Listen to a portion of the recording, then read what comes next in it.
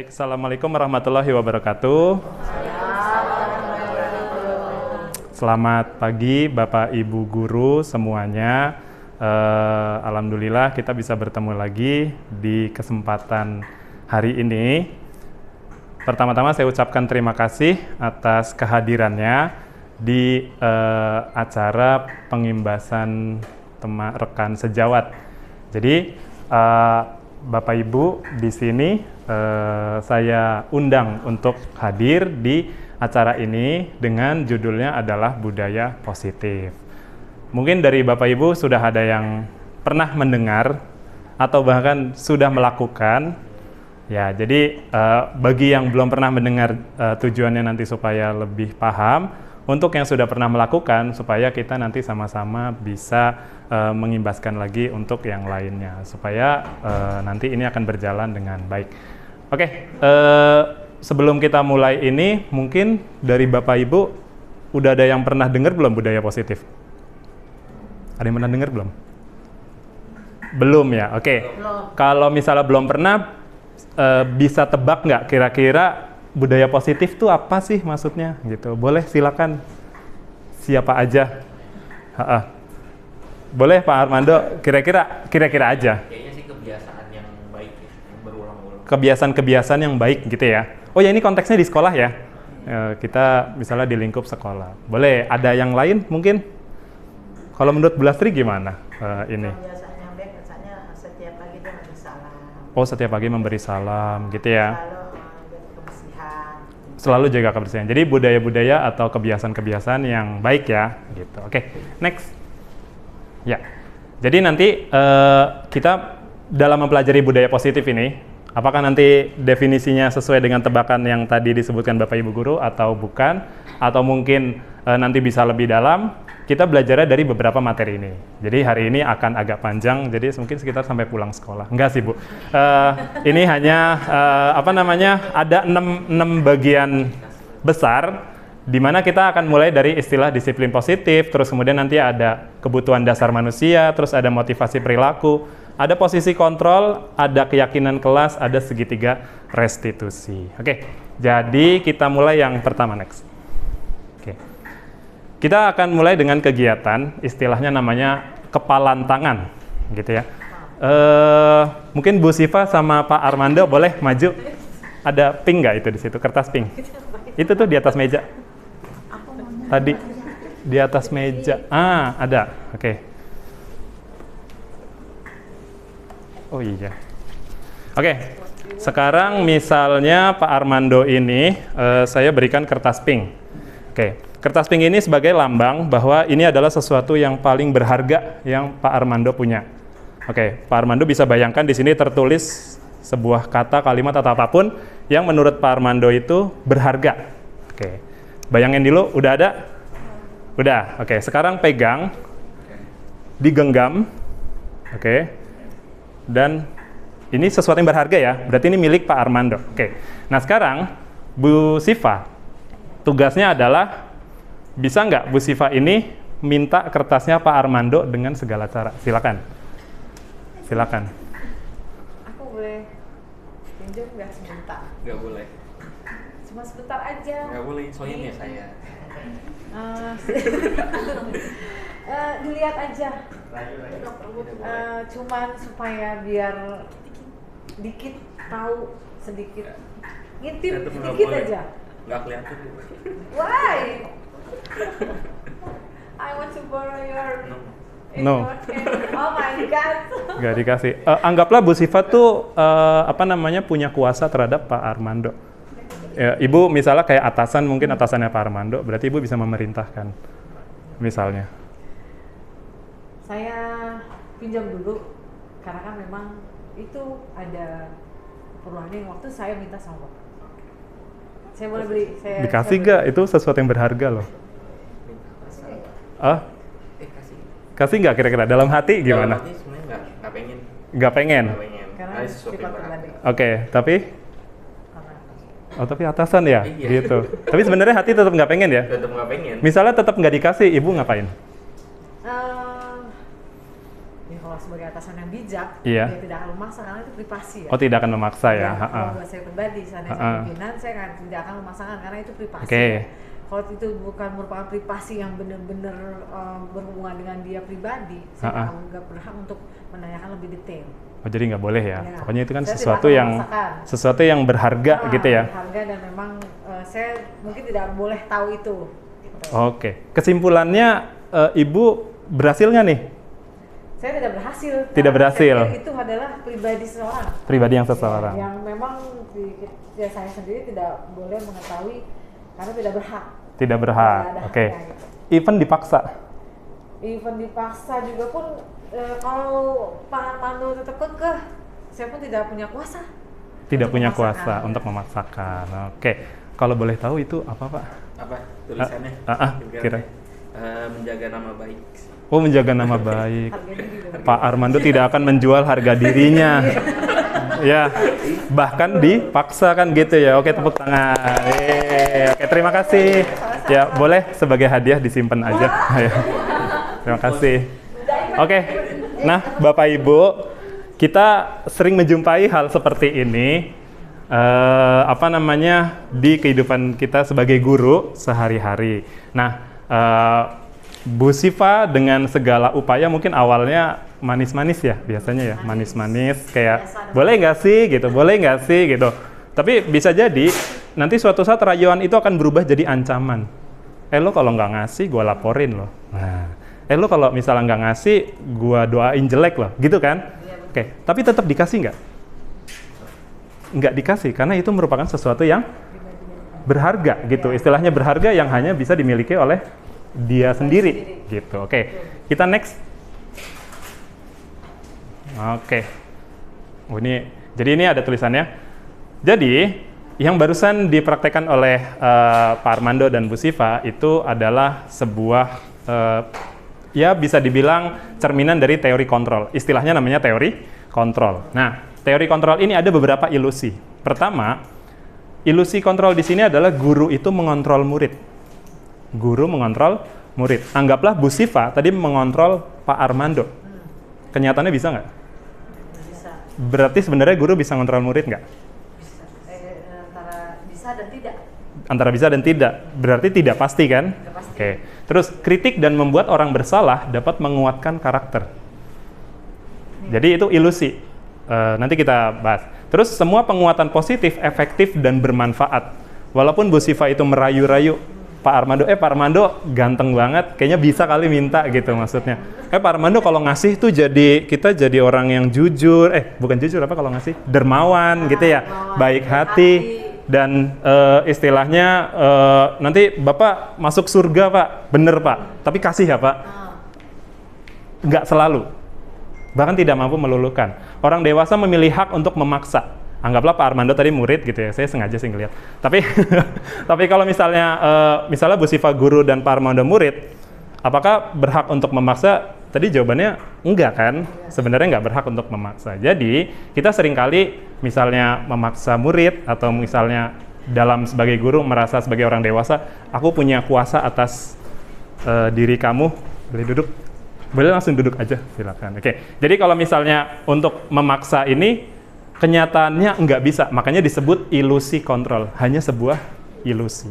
Nah gitu. Terus ketika nggak dikasih, mungkin kita akan mengancam. Kamu kalau misalnya nggak ngasih atau nggak menuruti aturan, besok nggak boleh masuk sekolah loh, gitu kan ya? Oke. Seorang murid ketika kayak tadi Pak Armando, sebenarnya hatinya nggak mau. Tapi ketika mungkin diancam atau dipaksa, pada akhirnya mau, tapi hatinya tetap nggak mau. Artinya apa? Tidak pernah ada yang bisa mengontrol orang lain kecuali orang itu mengizinkan dirinya dikontrol. Nah, Pak Armando mengizinkan dirinya untuk dikontrol. Tapi sejatinya Bu Siva tidak pernah mengontrol Pak Armando. Paham ya Bapak Ibu ya? Oke, next Jihan. Oke. Ya, ini mungkin kita geser sedikit biar lebih kelihatan. Jadi kita yang tadi semuanya itu adalah teori kontrol. Nah, gimana kalau misalnya yang sering kita lakukan itu biasanya di sini, namanya stimulus respon. Ini nama gitu ya. Nah, contohnya begini. Kita mencoba mengubah orang agar berpandangan sama dengan kita. kita kadang mencoba supaya murid itu punya pandangan yang sama dengan kita. Kita punya pandangan kalau misalnya datang tepat waktu itu baik, tapi murid belum tentu tahu, belum tentu mau. Dalam teori kontrol, kita justru berusaha memahami pandangan orang lain tentang dunia. Justru kita dulu yang paham dulu murid maksudnya gimana, gitu. Terus misalnya contohnya kedua, perilaku buruk dilihat sebagai suatu kesalahan. Datang terlambat, terus kemudian gaduh di kelas misalnya, itu adalah sebuah kesalahan. Tapi dalam teori kontrol, semua perilaku mau baik mau kurang baik pasti ada tujuannya sebenarnya. Dia sebenarnya kenapa sih telat? Kan gitu. Ada tujuannya gitu. Terus kemudian orang lain itu bisa mengontrol saya. Jadi murid itu bisa dikontrol oleh guru. Kenyataannya yang bisa mengontrol murid adalah murid itu sendiri. Tidak pernah ada orang lain yang bisa mengontrol, termasuk saya. Saya tidak bisa dikontrol oleh Bu Lastri atau Pak Armando mengontrol saya, tidak akan pernah bisa. Gitu. Oke. Saya bisa mengontrol orang lain. Ini juga tidak bisa. Anda tidak bisa mengontrol orang lain. Terus kemudian pemaksaan ada pada saat bujukan gagal. Bu Siva gagal ngerayu-rayu. Baru kemudian biasanya masuk ancaman. Seorang murid dibina dengan baik, tapi ketika dia tetap tidak, biasanya kita mengancam. Ayo, nanti poin kamu bertambah, kayak gitu-gitu. Oke? Jadi biasanya kayak gitu. Nah, sedangkan nanti yang harus difokuskan adalah kita harus mencari pilihan-pilihan baru. Gitu. Nanti ini akan hubungannya dengan segitiga restitusi. Model berpikirnya menang kalah. Jadi ada pihak yang seolah menang, kalau misalnya gue bisa menegakkan peraturan berarti gue menang gitu istilahnya. Tapi berhasil. Tapi kalau misalnya yang murid berhasil ini, maksudnya ikut aturan berarti gue yang menang, murid yang kalah. Tapi enggak. Kita harus ganti model berpikirnya adalah menang. Guru menang, murid juga menang. Oke, Jihan next. Oke. Kerekam kan ya? Itu, oke. Jadi, makanya di sini, apa sih sebenarnya disiplin itu gitu? Dari yang tadi teori kontrol itu. Nah, sebenarnya disiplin itu asal katanya itu belajar. Makanya ada istilah namanya disiplin ilmu. Kayak misalnya disiplin ilmu pendidikan kimia, kan gitu ya? Bu Lastri dengan ilmu pendidikan BK misalnya kayak gitu. Nah, tapi di sini tuh disiplin itu nanti berubahnya jadi kepatuhan. Ada perasaan yang dibikin tidak nyaman, gitu. Makanya, padahal kalau disiplin itu seharusnya namanya belajar. Misalnya saya masuk kimia karena memang saya nyaman dengan kimia. Saya tidak nyaman dengan mata pelajaran lain sehingga saya memilihnya kimia. Nah, padahal yang harus kita gali adalah apa yang dihargai dan apa yang menjadi tujuannya. Bukan sebuah rasa tidak nyaman. Oke, next. Digedek-gedek kabelnya dikit. Oke. Ya. Oke, biar kita paham maksudnya kenapa ada banyak siswa atau mungkin banyak banyak orang bisa melakukan sesuatu. Tadi yang saya bilang, pertama kita paham dulu apa sih sebenarnya kebutuhan dasar manusia. Kan saya manusia ya, ini juga kayaknya sih iya, gitu ya. Bapak Ibu kan juga manusia ya. Ya, jadi saya juga manusia. Jadi harusnya kita relate semuanya. Pertama, sebagai manusia kita butuh bertahan hidup. Oh ya jelas, kebutuhan hidup itu bisa makan, minum, udara yang baik, kan gitu ya. Kebersihan, segala macam. Terus kemudian sebagai manusia kita juga butuh namanya kasih sayang dan rasa diterima. Kayaknya orang kalau misalnya di dunia tuh nggak ada yang menyayangi dia, itu stres banget kayaknya. Ya kan, gitu. Jadi kadang-kadang kita berusaha nyari affection gitu, istilahnya kayak kita nyari sebuah hal supaya kita tuh kayak merasa dicintai gitu. Sadar tidak sadar Anda pernah melakukannya, gitu. Terus kemudian ada lagi, setiap manusia itu sebenarnya butuh yang namanya kesenangan. Makanya kita suka main game, kita suka ngobrol, kita punya hobi, karena tiap manusia itu sebenarnya butuh kesenangan, gitu. Ambil itu. Sekarang aja nggak apa-apa. Sama ini ambilin Reza. Oke. Terus kemudian kebebasan itu juga merupakan kebutuhan dasar manusia. Jadi manusia itu juga butuh yang namanya kebebasan. Ya tadi terkait dengan teori kontrol. Saya merasa tidak pernah terikat dengan apapun itu enak. Kalau misalnya Bapak Ibu punya kebebasan untuk mengatur waktu luang di hari Minggu, itu pasti seneng banget. Mungkin Seninnya jadi happy banget ya. Jadi kayak hari Minggu tuh mau ngapain aja. Sama halnya dengan siswa. Siswa itu kalau misalnya kadang lagi belajar, itu pengen sebenarnya, gue sebenarnya nggak suka pelajaran ini, gue pengennya skip aja, karena merasa kebebasan, gitu kan. Terus kemudian, penguasaan. Sama, sebenarnya siswa juga mau, atau bapak ibu juga pengen menguasai sesuatu gitu, maksudnya pinter masak misalnya gitu, atau pinter yang lain. Masalahnya kan nanti berkaitan sama kebebasan. Ini kan kadang misalnya siswa dia lebih seneng kalau misalnya jago push rank gitu misalnya atau main game. Itu kan jadi sebuah pencapaian buat dia karena gue jago banget gitu. Cuman masalahnya apalagi kalau misalnya jago kimia misalnya emang seneng banget. Nah, jadi setiap kebutuhan manusia itu berakarnya pasti di 5 kebutuhan dasar ini. Oke, Jihan next. Oke. Ya. Ini mengarahnya kemana? Motivasi perilaku. Jadi dari 5 kebutuhan tadi, ini mengarahnya ke motivasi. Jadi ikat setiap perilaku itu ada tujuannya. Bapak Ibu datang ke sekolah ini pasti punya tujuan. Tapi motivasi kita pasti beda. Motivasi pertama bisa menghindari ketidaknyamanan dan hukuman. Bapak Ibu datang ke sini karena tepat waktu, itu karena takut dihukum atau karena emang merasa tepat waktu itu baik. Itu kita bisa berdebat soal itu. Karena kita semua beda. Ada yang mungkin kayak gitu. Nah, yang pertama adalah menghindari ketidaknyamanan dan hukuman. Jadi, di benak Bapak Ibu atau di benak murid juga sama. Ada yang pakai seragam itu rapi, bisa juga karena takut dihukum. Apa yang akan terjadi kalau saya nggak pakai seragam lengkap? Nah, kayak gitu. Jadi ya karena takut. Ini disebut dengan motivasi eksternal, karena tidak berasal dari dirinya sendiri. Kalau misalnya tidak ada peraturan itu, saya yakin tidak akan ada yang berseragam rapi. Lebih kayak ada unsur paksaan. Unsur paksaan. Jadi hukuman itu biasanya sifatnya memaksa. Oke. Mendapat imbalan atau penghargaan dari orang lain. Ini juga sebenarnya berkebalikan tapi berhubungan. Kalau ini takut dihukum, ini ingin dihargai atau ingin diberi penghargaan. Oh saya ini kalau kata Bu Ica, kalau misalnya datangnya pagi dapat beng-beng. Nah, ada rewardnya. Iya. Tapi kalau misalnya nanti ada suatu masa Bu Ica lupa bawa beng-beng atau misalnya udah nggak ngasih beng-beng lagi, kira-kira murid itu masih datang pagi nggak? Kemungkinan enggak. Iya. Ya. Ada motivasi. Karena tidak ada motivasi. Jadi sama, mungkin terlihat positif memberi penghargaan atau memberi imbalan, tapi sebenarnya ini juga motivasi eksternal. Ketika ini dihentikan, maka saya yakin tidak ada motivasi lagi. Nah, yang ketiga, ini yang ingin kita kejar. Justru dia menghargai nilai kebajikan diri sendiri. Ya, kalau saya nggak sombong sih, cuman saya termasuk yang jarang telat. Hampir telat, iya, tapi jarang telat. Karena buat saya, ketika emang jam 6:30 itu harus masuk, maka saya harus datang pokoknya sebelum 6:30. Saya sebenarnya mau dihukum juga ya udah gitu ya. Mau dihukum juga ya udah. Apakah kita datang pagi dapat uang? Enggak juga, kan gitu ya. Sama aja, mau datang jam 6, mau datang setengah 6, gajinya sama. Tapi, ini, karena saya berusaha untuk menghargai diri sendiri. Oh, saya tidak mau dicap sebagai orang yang suka telat. Kayak gitu.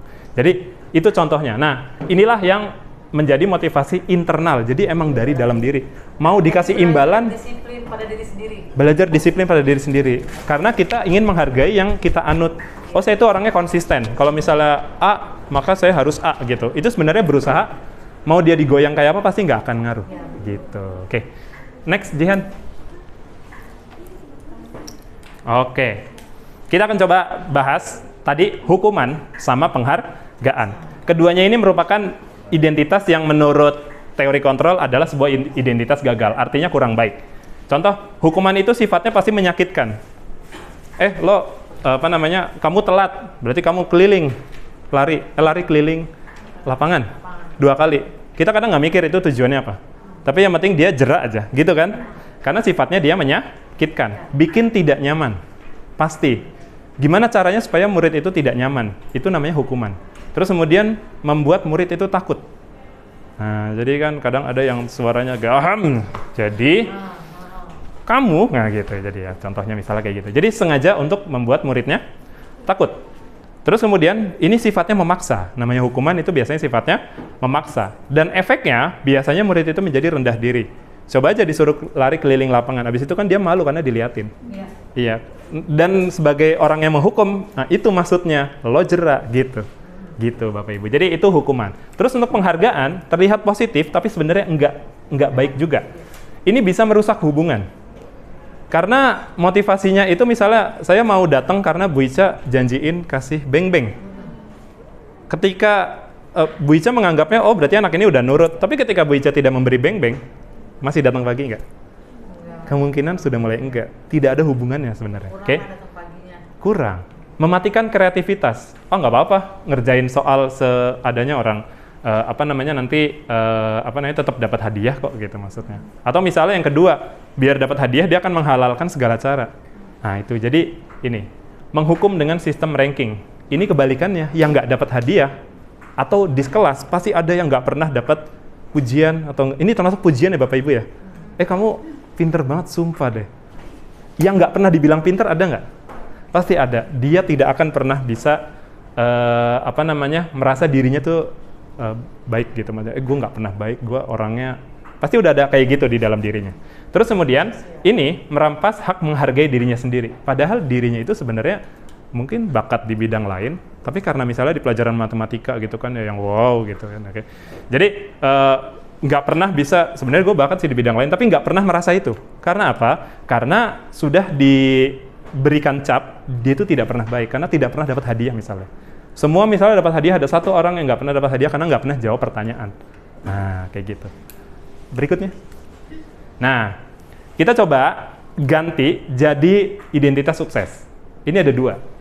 Pertama namanya konsekuensi, mungkin Bapak Ibu sudah pada paham. Jadi, konsekuensi sama restitusi. Nah, mana yang lebih baik? Jelas restitusi. Konsekuensi itu baik, tapi biasanya jangkanya pendek. Kalau misalnya seseorang main HP di kelas, konsekuensinya adalah misalnya handphonenya akan disita, misalnya kayak gitu. Tapi ketika nanti di pelajaran lainnya mungkin gurunya ada yang nggak nyita atau apa, pasti nggak akan nguat juga. Itu sebenarnya murid itu bedanya hukuman sama konsekuensi. Konsekuensi itu udah diomongin di awal. Udah tahu, kalau hukuman biasanya tiba-tiba. Kan lagi ngambil main HP nih, tak, udah HP-nya potek aja. Nah, itu hukuman. Karena tidak pernah diomongin sebelumnya. Tapi kalau misalnya disita, itu kan kita mungkin udah pernah ngomong, kan kayak gitu ya. Tapi itu secara jangka pendek. Apakah ada jaminan di pelajaran lain dia akan seperti itu? Jawabannya nggak ada yang bisa jamin. Perlu monitoring berkelanjutan. Ini akibat karena dia jangka pendek. Kita harus ngingetin terus-menerus. Terus kemudian, ini istilahnya stimulus respon, murid menghormati peraturan. Yang dihormati itu peraturannya. Selama nggak ada peraturan, menurut dia nggak masalah. Oh, waktu sama Bu ini nggak ada peraturan nggak boleh main HP sih, berarti nggak apa-apa dong. Nah, kayak gitu. Oh, mungkin peraturannya bunyinya yang nggak boleh main HP itu ketika lagi misalnya ngerjain tugas. Berarti kalau lagi ke toilet boleh dong, misalnya kayak gitu. Atau lagi ngapain boleh dong. Nah, itu maksudnya. Jadi, dia itu hanya fokus sama peraturan. Dan nggak pernah paham di mana letak salahnya. Karena yang penting udah ada peraturan, oke, gue paham kalau misalnya datang telat tuh pasti akan disuruh di skors misalnya udah selesai. Tapi dia nggak paham gitu, makanya telat itu sebenarnya salah kayak gitu. Nah, untuk nanti kita akan bahas soal restitusi ini. Oke, next. Oke, sekarang Bapak Ibu tebak. Pertama, ini hukuman atau restitusi gitu ya? Hukuman atau konsekuensi. Pertama, murid mencatat 100 kali, saya tidak akan terlambat lagi karena terlambatnya datang di sekolah. Kita harus nyatet ya. Mungkin ada yang boleh diituin sebagai dokumentasi sepakatnya apa kan gitu ya. Oke, yuk yang pertama. Soalnya nanti adanya di slide setelahnya. Oke. Kira-kira apa ini? Ini hukuman atau konsekuensi? Oh, ini hukuman. Oke, satu hukuman. Oke, berikutnya. Menyuruh murid lari mengelilingi lapangan 2 kali karena terlambat hadir di sekolah. Ini hukuman atau konsekuensi? Hukuman. Apa konsekuensi? Murid lari mengelilingi lapangan. Kamu telat, kamu lari keliling lapangan. Konsekuensi yang kedua. Satu hukum. Oh, satu konsekuensi. Oh, berarti bisa beda-beda ya? Ini? 100 kali ya, tidak terlambat. Iya. Bisa jadi hukuman. Oh, boleh deh. Boleh kalau emang mau. Nyuruh murid lari keliling. Kita tulis aja. Boleh. Satu-satu aja. Pulpennya gantian nggak apa-apa lah. Seininya aja. Karena ternyata beda-beda ya. Boleh, boleh, boleh. Boleh ambil nggak Pak? Boleh, ambil aja. Nomor ya? Boleh, boleh aja, boleh, boleh. Coba ya. Ini nomor 1 ya? Ya. Ini ada 3, nanti di bawahnya ada 3 lagi. Jadi sisain ruang. Yang penting pertama catat aja, ini konsekuensi atau hukuman. Oke, silakan.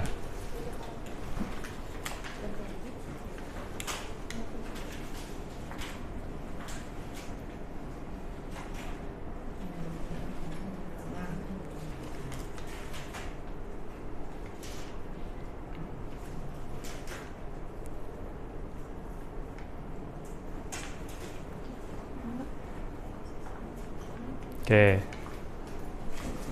Ini apa hukuman atau konsekuensi? Oke. Sudah Bapak Ibu?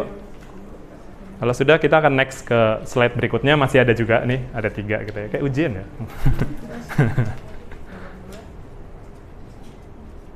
Ternyata beda-beda. Saya pikir satu suara, tapi ya masing-masing pasti punya pandangannya masing-masing. Yang ketiga, menyuruh murid push up sebanyak 15 kali karena tidak memakai dasi ke sekolah. Biasanya kan kita butuh dasi ya. Murid biasanya ada hari apa kalau dasi? Senin, Selasa, sama Kamis ya. Senin, Selasa, sama Kamis. Ketika misalnya ada murid yang nggak pakai dasi, terus kemudian kita suruh push up 15 kali. Nah ini kira-kira konsekuensinya atau hukuman. Sudah Bapak Ibu? Oke, kita next ke yang berikutnya. Oke, nah ini juga. Pertama, meminta murid mengganti kertas tugas teman yang dicoret-coret. Yang kedua, meminta murid membersihkan tumpahan air di meja karena tempat minumnya tersenggol. Meminta murid tidak mengenakan sepatu seharian di sekolah karena sepatunya tidak berwarna hitam. Oke, jadi ini pasti. Apakah ini konsekuensi atau hukuman? Silakan ditulis, nanti kita cocokin.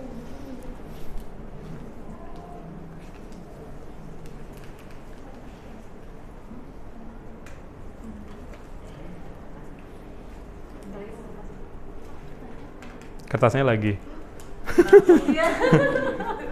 Nggak apa-apa, kan memang Pola kalimatnya kayaknya. mungkin terbayang waktu sekolah dulu. Kayaknya iya. Iya. Ingat-ingat pas masa sekolah gitu. Bu Lastri mungkin agak udah lupa dikit ya. Nah, udah lama soalnya. Oke.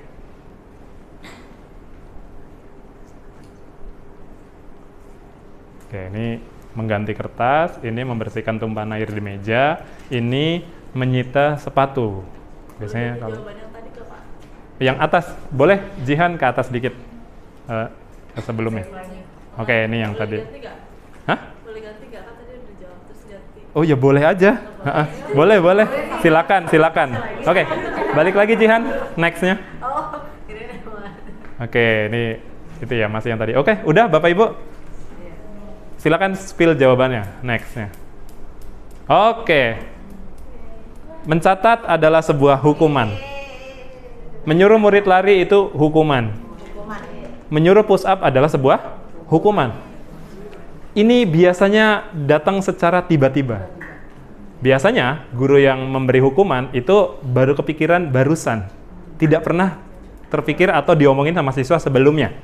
Oke, makanya ini semuanya adalah hukuman. Saya yakin tiap guru tidak pernah punya cara yang sama untuk menghukum. Makanya yang mencatat 100 kali mungkin ada.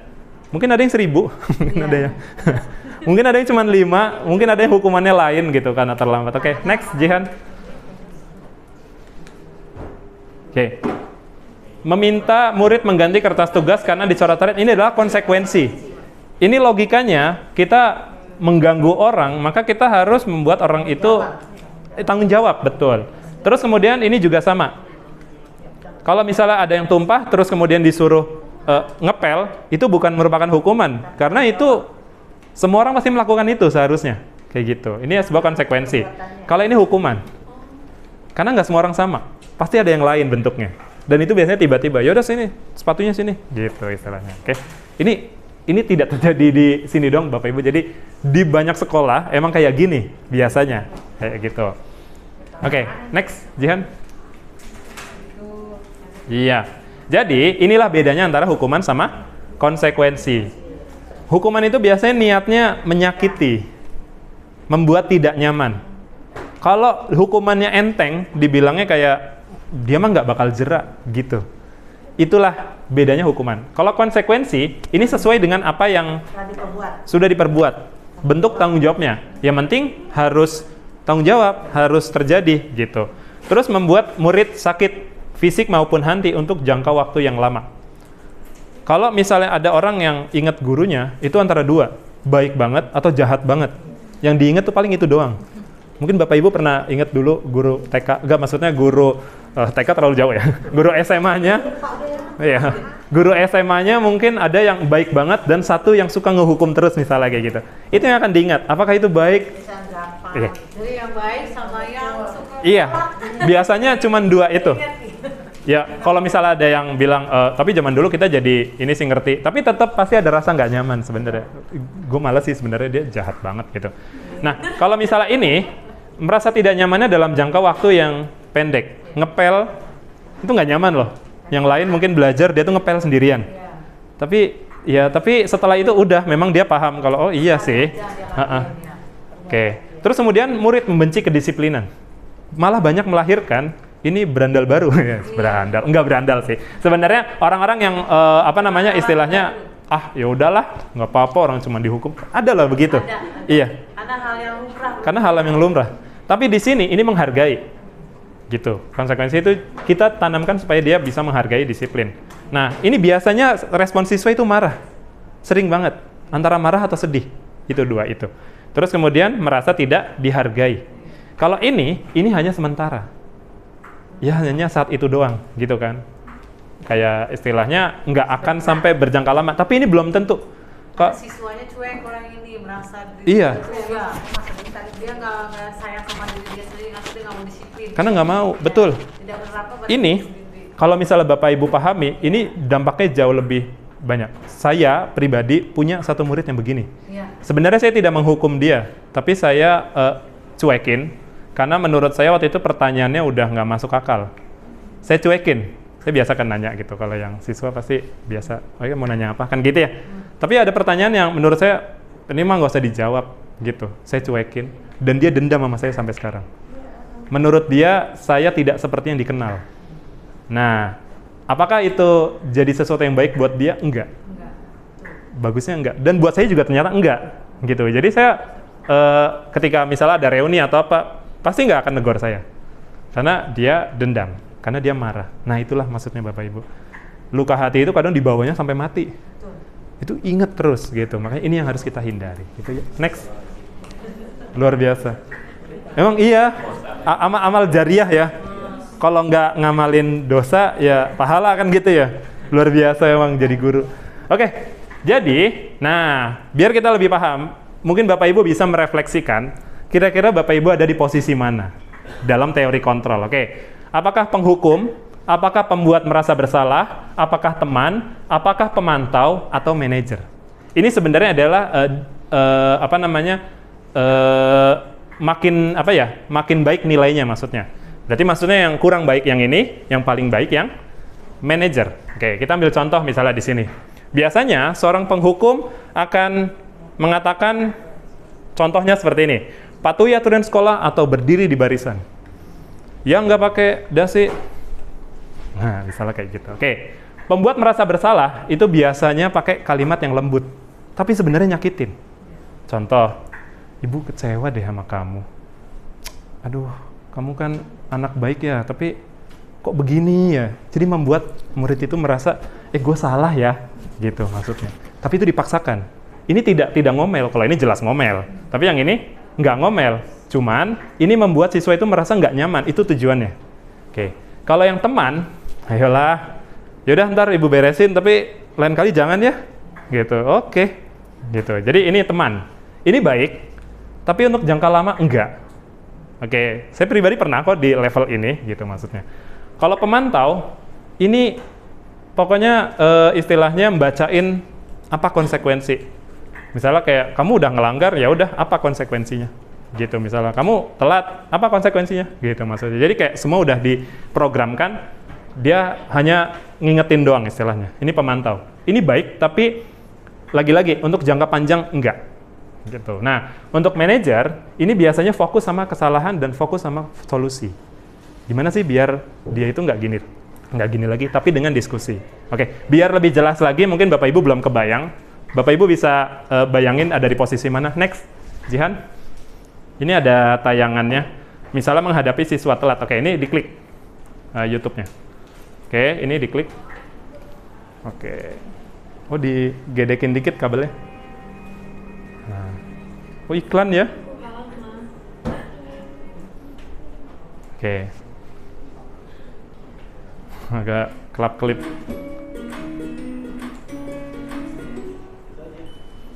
Salam bahagia Ibu dan Bapak Guru hebat.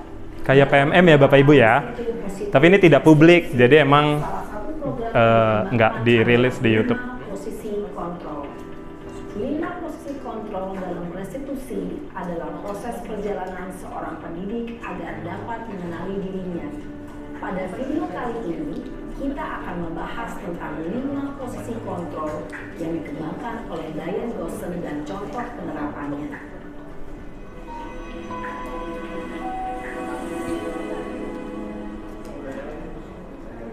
5 posisi kontrol itu adalah 1. Posisi penghukum. 2. Posisi pembuat merasa bersalah. 3. Posisi teman. 4. Posisi pemantau atau monitor. Dan 5. Posisi manajer. Untuk lebih memahami kelima posisi tersebut. Oke, ini ada siswa namanya Naren. Dia itu terlambatnya 20 menit. Jadi mungkin masuknya setengah 7, dia baru datang 7 kurang 10. Bagaimana kelima posisi kontrol dalam menghadapi masalah tersebut? Boleh cepetin itu nggak? Apa Jihan? 1,25 biar nggak terlalu lambat. Oke, 1,25. Bukan. YouTube-nya dicepetin. Apa sih kecepatan? Nah, itu. Bawahnya. Nah, ini 1,25 biar nggak terlalu lambat banget. Oke, ya. Di itu lagi. Ini namanya Naren. Ini mungkin wali kelasnya yang sekarang lagi piket. Naren! Sini kamu! Selamat pagi, Bu.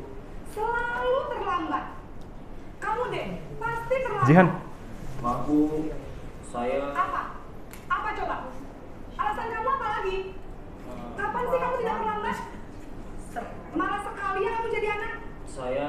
Dasar pemalas. Gak kapok-kapok sih kamu. Sudah berapa kali terlambat?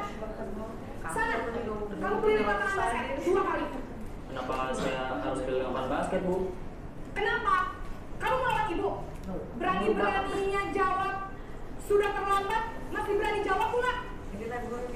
Sekarang, keliling lapangan basket 5 kali sekalian. Biar aku cepat. Pergi sana ke lapangan basket. Nggak jawab, karena emang tidak berani-berani. Nah, ini ciri-cirinya. Menyakiti dan menyindir. Hukuman bisa berupa fisik maupun psikis. Ibu dan Bapak Guru hebat. Dampak yang terjadi pada murid ketika guru berada pada posisi penghukum adalah murid cenderung akan memberontak, bahkan menyimpan dendam. Ini posisi yang kedua.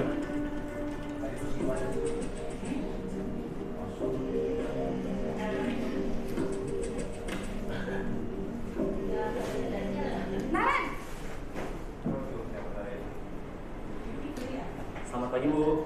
Naren. Kamu kenapa terlambat lagi, nak? Ya Tuhan, Naren. Kamu senang ya bikin ibu susah ya? Kalau kamu terlambat lagi, nanti ibu yang ditegur bapak kepala sekolah, nak. Disangka ibu tidak bisa membina kamu. Duh, gimana ini? Maaf, Bu. Duh, Gusti Nih, Naren. jadi dia yang ngerasa salah. Kamu suka ya kalau ibu ditegur bapak kepala sekolah? Terus, sekarang ibu harus tulis apa yang di buku absen? Ini kamu sudah sering terlambat loh. Ibu harus apa coba? Maaf, Bu. Maaf sekali. Ya sudah, lain kali jangan bikin ibu susah lagi anak ya. Ibu tidak akan kuat lagi kalau kamu gini terus. Bisa jantungan kalau ibu tegur bapak kepala sekolah. Sana cepat, kelas. Maaf ya, Bu. Maaf sekali. Posisi pembuat rasa bersalah berbicara dengan nada tenang, cenderung lembut. Namun kata-kata yang diutarakan membuat murid merasa menjadi orang yang gagal, memandang buruk dirinya sendiri, merasa tidak berharga, dan tidak sanggup membahagiakan orang lain. Ketika guru mengambil posisi pembuat rasa bersalah, murid akan menganggap dirinya yang bersalah dan ia akan menyimpan emosi negatif tersebut di dalam dirinya. Jadi dia merasa dicap sebagai orang yang tukang telat. Kalau dia telat nanti dia nyusahin gurunya, gitu maksudnya. Ya coba aja kalau udah nggak ada gurunya. Atau udah lulus, pasti masih kayak gitu lagi. Naren, Pagi Bu. wah, sudah jam berapa ini nak? Terlambat lagi ya sayang. Iya Bu, habis ibu saya lupa bangunkan saya Bu. Kamu malah menyalahkan ibu kamu. Kamu bukannya anak yang larinya paling kencang. Kok terlambat sih? Iya Bu, saya memang terlambat bangun tadi. Jadi biarpun saya lari kencang, tetap gak kekejar Bu. Ya sudah sana. Nanti lain kali larinya lebih kencang lagi ya. Biar gak terlambat lagi. Bikin seneng ibu. Demi ibu. Bisa kan? Bisa lah Bu. Ya sudah sana masuk kelas. Ibu beresin urusan absen kamu. Kamu ini ada-ada saja.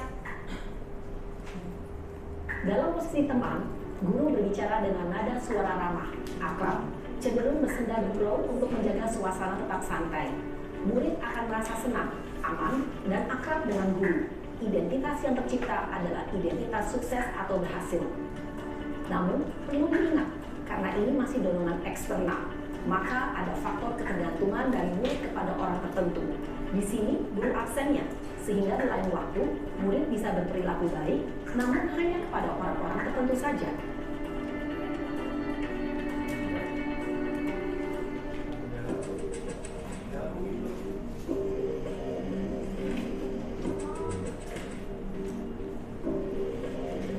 Naren,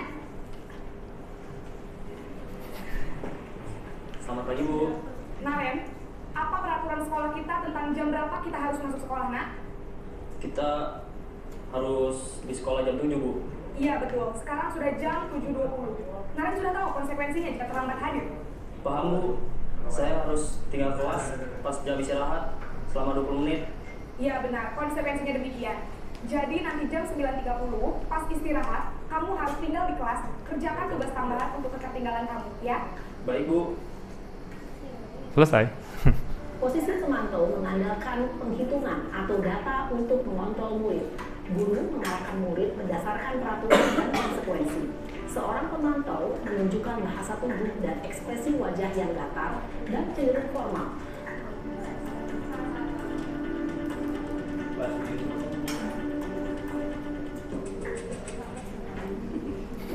Lima kali denger ini.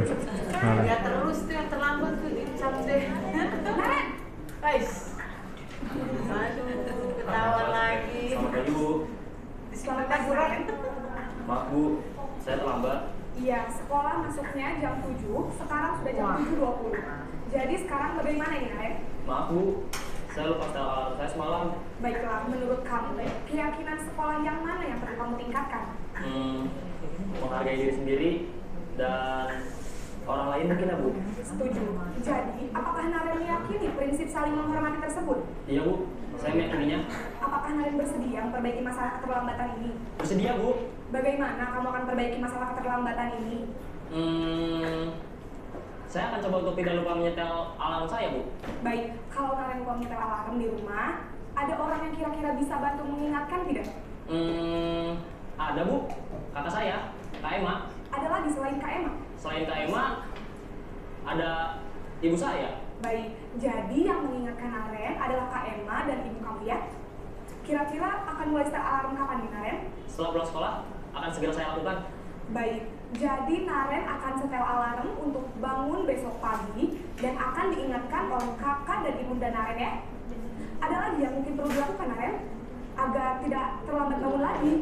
Tidak ada Bu. Baik Naren, terima kasih untuk kerjasama kamu. Sekarang kamu perlu kembali ke kelas untuk belajar. Baik Bu, terima kasih. Posisi manajer adalah posisi kontrol yang disarankan untuk membimbing murid memiliki sikap disiplin yang positif, yaitu murid yang mandiri, bertanggung jawab, dan dapat memecahkan masalah. Tujuan dari posisi ini adalah agar murid dapat berefleksi atas tindakannya. Guru akan dengan tulus memberikan pertanyaan-pertanyaan bermakna, sehingga membuat murid dapat belajar dari kesalahannya dan mencari sebuah solusi untuk menyelesaikannya. Ibu dan Bapak guru hebat, setelah mengamati adegan kelima posisi kontrol tadi, kira-kira posisi mana yang paling Oke, ideal? ya. Balik Posisi ke mana itu. yang dapat menunjang Balik ke motivasi PPT. murid? Oke. Ya. Oke, Bapak Ibu mungkin udah mulai kebayang. Kira-kira Bapak Ibu ini pernah melakukan posisi mana atau lima-limanya sekaligus atau yang berapa? Kalau misalnya menurut Bapak Ibu, oh iya ya, mungkin yang paling bagus yang nomor 5 tadi atau yang mana? Ya, nggak ada waktu untuk terlambat kan gitu ya. Semoga kita juga bisa menerapkan kayak tadi. Tapi begini Bapak Ibu, yang posisi manajer tadi ada istilah namanya menanyakan keyakinan. Jadi di situ fokusnya dua, menyadarkan kesalahan dan mencari solusi. Itu yang ditekankan di posisi manajer. Posisi konsekuensi itu sebenarnya bagus. Tapi biasanya murid itu juga tetap belum sadar maksud salahnya itu di mana. Kadang kayak gitu. Dan murid itu nggak pernah dikasih kesempatan buat nyari solusi. Yang konsekuensi kan hanya berdasarkan, lo kalau telat gini, gitu. Jadi nggak pernah ada pemecahan masalah. Itu maksudnya kenapa konsekuensi itu sudah bagus, tapi masih kurang. Oke, next. Oke, nah tadi kan ada bagian namanya keyakinan, makanya perlu adanya namanya keyakinan kelas. Oke, jadi keyakinan kelas itu biasanya itu berasal dari hal-hal yang dianggap baik. Saya kasih contoh begini. Oke, misalnya pertanyaan, kenapa kalau naik sepeda motor tuh harus pakai helm? Kira-kira kenapa? Kalau kecelakaan aman. Ya, Karena aman. Terus? Polisi. Ya, apa? Polisi lah. Polisi kan gitu ya. Jadi biasanya orang itu kebanyakan pakai helm tuh karena takut polisi. Kalau nggak ada polisi, Pak Armando kalau nggak ada polisi dia nggak pakai helm dia, gitu. Udah, nggak ada gitu. Kalimalang aman kan gitu misalnya ya. Tapi kalau misalnya ada polisi pasti langsung gitu. Jadi, tapi itu karena dia, istilahnya Pak Armando hanya menekankan pada polisinya atau peraturan. Tapi kalau misalnya Pak Armando paham kalau misalnya pakai helm tuh biar selamat kan gitu ya. Pasti dia ada atau tidaknya polisi, maka dia akan tetap pakai helm. Nah, keyakinan kelasnya itu berarti soal keamanan dan keselamatan. Contoh lagi, kenapa waktu pandemi kemarin kita harus cuci tangan dan harus jaga jarak? Karena biar nggak kena virus. Apakah ada teguran misalnya kita, kan waktu itu PSBB, yang nggak boleh kumpul-kumpul itu? PPKM ya? PPKM bukannya program Anda? PSBB ya kalau nggak salah ya, pembatasan sosial berskala besar kalau nggak salah. Iya, jadi nggak boleh kumpul-kumpul misalnya. Itu kan kalau misalnya nggak ada yang negakin peraturan, pasti nggak apa-apa lah, udah kumpul-kumpul arisan doang gitu ya. Tapi kalau ketika nilai kebajikan yang ditanamkan, maksudnya kita nggak boleh kumpul-kumpul karena apa? Emang lagi pandemi, kita harus menghormatin orang lain, kita harus menjaga orang lain. Pasti nggak akan kumpul, mau ditegur atau enggak. Nah, itu namanya keyakinan. Oke, next Jihan. Jadi, keyakinan itu memang bentuknya itu lebih abstrak dari peraturan. Ya kayak tadi, mau dibikin peraturan itu 200, tapi pasti inti dari peraturannya itu sebenarnya hanya beberapa. Karena itu namanya keyakinan. Jadi keyakinan kelas itu biasanya isinya adalah nilai-nilai kebajikan. Nah ini, jadi kayak saling menghormati, jujur, tanggung jawab. Contoh yang tadi, yang Naren itu telat, itu karena dia itu nilai kebajikannya ingin menghormati dirinya sendiri dan menghormati guru. Terus kemudian dia itu harus menerapkan tanggung jawab. Nah itu yang ingin dikejar. Bentuk hukuman atau bentuk peraturannya ya mau telat gimana pun, kalau dia paham itu, pasti dia tahu apa masalahnya. Terus kemudian, keyakinan kelas itu dibuatnya itu bersama dengan warga kelas. Jadi kita kasih kesempatan, misalnya di kelas itu, siswa juga biasanya punya tuh peraturan-peraturannya tuh. Kayaknya, boleh deh kalau misalnya makan permen di kelas, gitu kan. Kadang misalnya boleh. Jadi, buat apa sih gitu? Kenapa nggak boleh makan kayak gitu? Terus kemudian, nggak perlu banyak-banyak, yang penting sedikit. Dan ini biasanya berjenjang kan. Misalnya kelas 10 dia nanti ingat keyakinan ini, kelas 11 tambahin lagi, kelas 12 tambahin lagi. Kan itu nanti lama-lama banyak sendiri. Soalnya kalau langsung banyak dalam satu waktu, itu biasanya susah diingat. Oke, next, Jen. Oke, ini contohnya saya membuat keyakinan kelas di kelas 10-7 gitu ya. Di kelas 10-7 ini saya minta mereka untuk menuliskan peraturan-peraturan yang menurut mereka harus ada. Ini yang warna pink-pink ini. Terus kemudian saya sarikan menjadi keyakinan gitu. Contoh misalnya kayak kita harus pakai pakaian yang bersih gitu. Itu menurut mereka tuh peraturan. Pokoknya kalau kotor nggak boleh gitu. Tapi ketika dimasukkan ke dalam keyakinan, maksudnya apa? Nanti kerapihan, kebersihan, dan kesehatan. Contohnya seperti itu. Terus kemudian di kelas itu harus nggak boleh ngobrol kan gitu ya. Ini maksudnya adalah saling menghargai atau menghormati. Ketika ini yang kita terapkan, nanti dia akan paham sendiri walaupun bentuk peraturannya mungkin nggak begitu ada gitu ya. Kalau misalnya ngobrol itu kira-kira gimana? Oh iya bener ya, nggak harus menghargai gitu maksudnya. Jadi biasanya keyakinan kelas itu dia berupa istilahnya nilai kebajikan yang sederhana ya. Dari sini saya sarikan ada 5 gitu. Dan ini dibuatnya bersama dengan siswa. Nanti rencananya ini saya cetak keyakinan ini, terus kemudian saya tempelin di sana supaya mereka pada ingat. Tuh di kelas. Oke, next. Nah, nanti kalau kita sudah melakukan atau udah punya keyakinan kelas, di tiap kelas pasti punya keyakinan berbeda, baru kita bisa menerapkan yang namanya restitusi. Restitusi ini adalah penerapan yang posisi manajer tadi. Sebenarnya kalau mau dibikin langkah, itu ada 3 langkah. Pertama adalah menstabilkan identitas. Kita jangan pernah bilang kalau misalnya telat itu adalah sesuatu yang buruk langsung. Tapi kita pahami dulu, orang kan pasti normal lah telat dalam hidupnya. Kayak Bapak Ibu di sini, apakah ada yang punya rekor 100% selama hidupnya tidak pernah telat masuk sekolah misalnya? Enggak kan? Pasti pernah telat kan walaupun sekali kan? Artinya apa? Ketika dilakukan oleh semua orang, itu adalah sesuatu yang tidak buruk-buruk amat sebenarnya. Gitu maksudnya. Jadi kita stabilkan dulu identitasnya. Bukan satu-satunya yang pernah melakukan ini. Semua orang juga pernah telat. Normal kok. Oke. Itu apa? Tujuannya adalah supaya dia itu nggak langsung rendah diri. Kalau dalam kasus yang pertama tadi langsung dihukum kan, oh iya gue salah ya. Atau yang kedua ya tadi ya, yang dibikin merasa bersalah. Nah yang kedua, validasi tindakan yang salah. Setiap orang pasti punya tujuan melakukan sesuatu. Kenapa dia telat? Pasti ada alasannya. Kenapa dia tidak pakai sepatu warna hitam? Pasti ada alasannya. Bukan dia sengaja, ya walaupun sengaja, tapi sengaja dia punya alasan pasti. Gitu. Terus kemudian, baru kita bisa menanyakan keyakinan. Supaya nanti dia bisa mencari solusi dari masalahnya tersebut. Logika kita, kalau murid menerapkan peraturan, apakah ada efeknya buat kita secara langsung? Kan buat muridnya. Iya, dia yang masalah, ya kita harus pandu dia supaya dia menemukan solusi dari masalahnya. Kayak gitu. Ini namanya segitiga restitusi. Oke. Biar lebih kebayang, next. Mungkin kita tonton. Nah, kalau yang ini, karena ini bikinan saya sendiri, jadi mungkin nggak sebagus yang tadi. Ya. Diklik aja. Oke. Jadi ini saya melakukan juga restitusi terhadap 2 orang siswa. Oke, saya kasih cerita singkatnya dulu. Oke, di pause. Jadi ada siswa itu telat masuk ke kelas habis istirahat. Jadi biasanya misalnya kimia gitu kan ya, kan jamnya habis istirahat tuh. Nah dia tuh telat sekitar 15 menit. Oke, jadi otomatis ketika selesai pelajaran coba saya panggil kan gitu ya, karena telat. Oke, next. Jihan di. Oke, silakan dilihat. Next aja.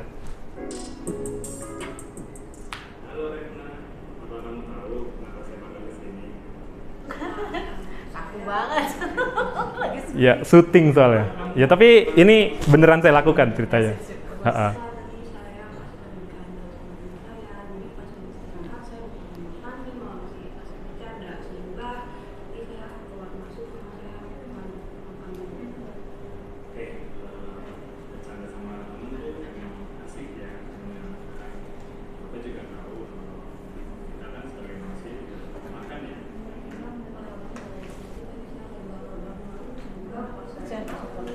Hah? Lapar banget. Iya. Nanggung aja kalau nggak dihabisin. Lanjut.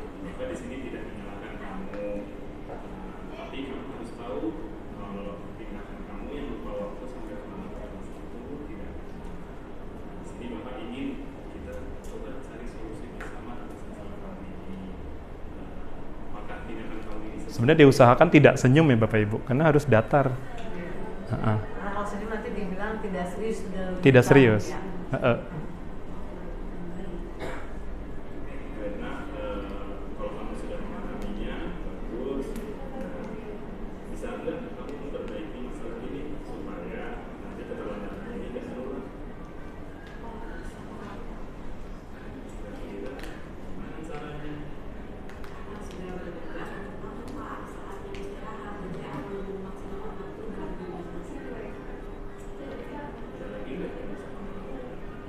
Jadi digali terus Bapak Ibu. Ya, berarti memberikan kasih Iya. jawaban ke dia dulu ya, baru kita memberikan tambahan solusi. Enggak, kalau bisa dia yang murid yang mencari solusi. Karena kan itu masalahnya sendiri. Kita kan nggak masalah dia telat sebenarnya. Heeh. Berarti motivasi dia kembali ya, Iya. tidak melakukan hal yang sama. Jadi supaya nggak melakukan hal yang sama, maka biar mereka itu bisa nggak melakukan ngulang-ngulang gitu. Ini tanggapannya. Rata-rata kalau kita langsung hukum mereka itu takut untuk jujur. Oke. Dan yang kedua, tidak pernah ada solusi. Jadi mereka nanti bingung juga sebenarnya. Ya telat makan gimana ya lapar gitu kan. Ya wajar lah lapar gitu. Jadi kayak gitu. Nah, tapi kalau misalnya kita coba kasih solusi atau cari solusinya lebih baik lah. Saya untuk memperbaiki diri saya. Nah, kasus sudah coba di pause dulu. Oke, ini agak sebentar. Jadi ini juga sama. Ini tuh pas diskusi kelompok itu ternyata ada yang makan. Nah, kan kadang kayak gitu ya. Iya, betul. Kalau lagi belajar biasa, tapi ketika oke, sekarang semuanya diskusi. Nah, tahu-tahu di ujung-ujung ada yang makan tuh, ngumpet-ngumpet kan gitu kan. Nah, itu ya karena itu perlu diintervensi istilahnya, maka itu kemudian dipanggil. Tapi setelah jam selesai Bapak Ibu. Jadi kalau bisa dahulukan dulu belajarnya, jangan langsung di situ. Udah belajar aja dulu, baru nanti panggil. Oke, next, Jian, di continue. Oke, syukur kalau misalnya. Loh, kok? Oke. Halo, Lady, apa kabar? Baik, Pak.